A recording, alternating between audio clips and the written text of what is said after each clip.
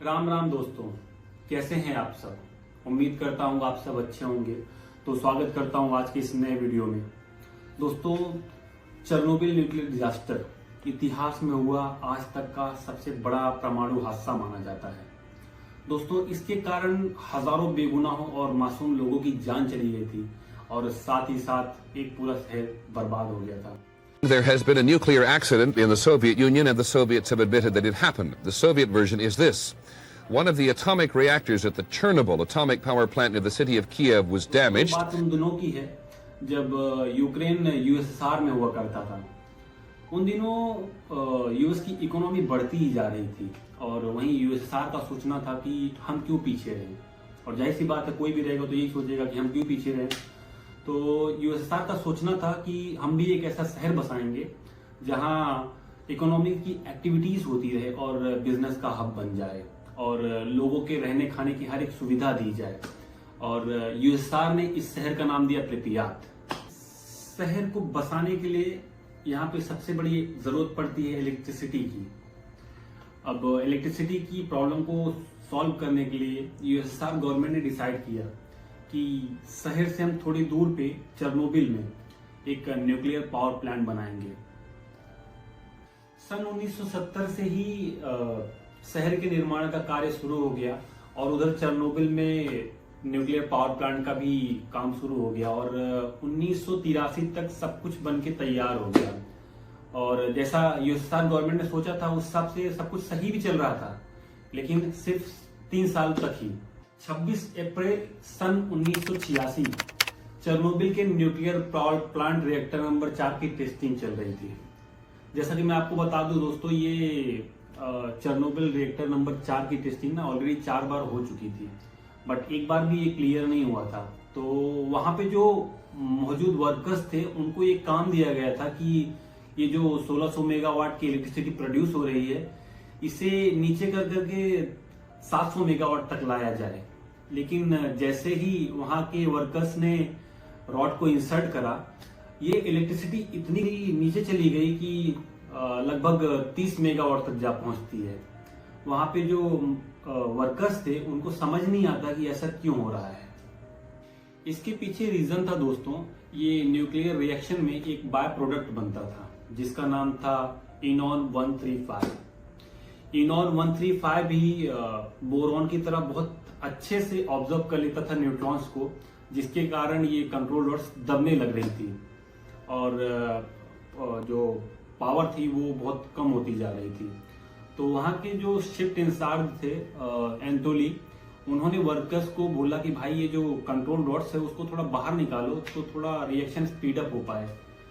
तो उनके इंस्ट्रक्शन पे वहां के जो वर्कर्स थे उन्होंने कंट्रोल रॉड्स को बाहर निकाला तो लगभग 200 मेगावाट तक जाके पहुंची, लेकिन वो इतना इनफ नहीं था कि इनकी टेस्टिंग कंप्लीट हो पाए। तो उन्होंने बोला कि भाई थोड़ा और निकालो तो थोड़ा जल्दी से स्पीड अप हो और अपना टेस्टिंग कर पाए। तो जैसे एंटोली ने बोला तो वर्कर्स ने सारे रॉड निकाल दिए, जबकि रूल बुक्स के अनुसार जो था कि उसमें कम से कम 15 कंट्रोल रॉड्स हमेशा अंदर रहने चाहिए किसी भी हालत में। लेकिन वो जो सुपरवाइजर थे उनके बोलने पे वहां के वर्कर्स ने सारे कंट्रोल रॉड्स निकाल दिए। उसमें सिर्फ और सिर्फ 8 कंट्रोल रॉड्स बचते हैं। 1:19 इतनी तेजी से ये कंट्रोल रॉड्स बाहर निकाले जाते हैं कि ये पावर जो होती है वो 33,000 मेगावाट से ऊपर जा पहुंचती है और जिसके कारण ये जो कोर में पानी जमा थी जो रखते थे लोग, ये जो पानी थी वो ऐसे कोलेंट काम करती थी और वो पानी इतना हीट होने के कारण ना बहुत जल्दी स्टीम में बदल गया और स्टीम में बदल के पूरा उड़ गया, जिसके कारण reactor number 4 out of control चला जाता है। रिएक्टर में जो लीड लगी हुई थी वो हिलने लग जाती है और पूरी बिल्डिंग में इसके शॉक वेव देखने को मिलते हैं।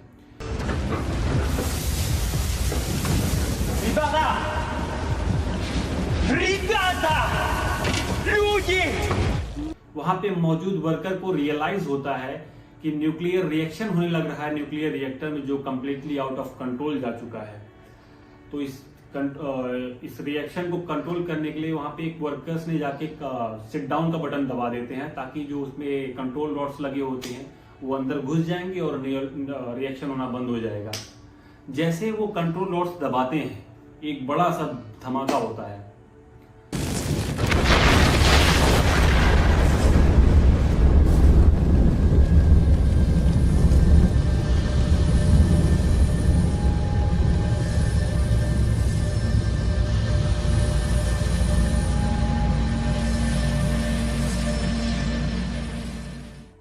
प्लांट में हुए विस्फोट के कारण तुरंत मौके पर 2 मजदूर की मौत हो जाती है और इतनी अधिक मात्रा में रेडियो एक्टिव मटेरियल्स हवा में फैलती है जो हिरोशिमा के 400 एटॉमिक बम के बराबर होती है।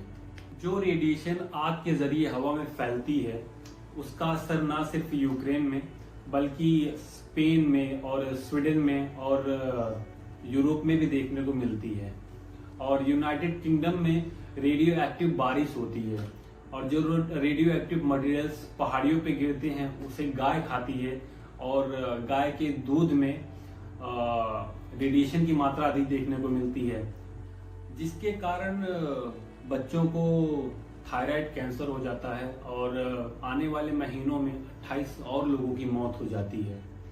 इस इंसिडेंट के बाद जो है प्रिपियात से कम 50,000 से ज्यादा लोग इस शहर को छोड़ देते हैं और आज भी यहाँ कोई नहीं रहता है।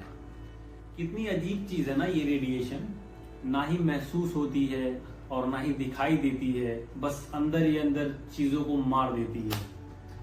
उम्मीद करता हूँ दोस्तों आपको ये कहानी पसंद आई होगी। तो अगर आपको पसंद आई है तो प्लीज लाइक करें, शेयर करें, सब्सक्राइब करें और ऐसी वीडियो के लिए हमारा इंतजार करें। मिलते हैं नेक्स्ट वीडियो में। धन्यवाद।